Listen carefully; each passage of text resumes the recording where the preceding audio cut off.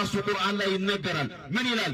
ኢኒ አብዱላህ አታኒ አልኪታበ ወጀዐለኒ ነቢያ ወጀዐለኒ ሙባረከን አይነማ ኩንቱ ወአውሳኒ ቢሰላቲ ወዘካቲ ማ ዱምቱ ሐያ አለ። ገና በአንቀልባ በእናቱ አንቀልባ ላይ ሆኖ ኢኒ አብዱላህ ነው ያለው። እኔ የአላህ ባሪያ ነኝ አለ። ወጀዐለኒ ነቢያ ነው ያለው። እኔ ነቢይ ነኝ ያለው። ጌታ አይደለም ኢየሱስ። ኢየሱስ ጌታ ነው ያለ ሰው ከፍሯል። አላህ ቁርአን ላይ ምን ይላል? ለቀድ ከፈረ አለዚነ ቃሉ ኢነላህ ዒሳ ብኑ መርየም ይላል። በእርግጥ እነዛ ክደዋል። እነማን ናቸው የካዱት? ኢሳ የመርየም ልጅ ጌታ ነው ያሉ ሰዎች ክደዋል። አፈላ የቱቡን ይላል። አይመለሱም እንደ ይላል። ካልተመለሱ ገሃነም ነው የሚገቡት። ይሄ ሐቅ ነው። የአላህ ቃል ላ የእቲህ ልባጢል ሚን በይን የደይህ ወላ ሚን ኸልፊህ ተንዚሉ ሚን ሐኪምን ሐሚድ ነው የሚለው።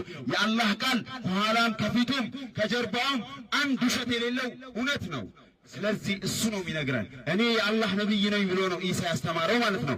ኢሳ ብቻ ብለው ስለጠሩ ስለ እነሱ ያውቃሉ ማለት አይደለም።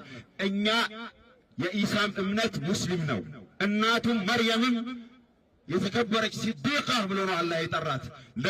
እንደውም ምሳሌ አርግቶታል።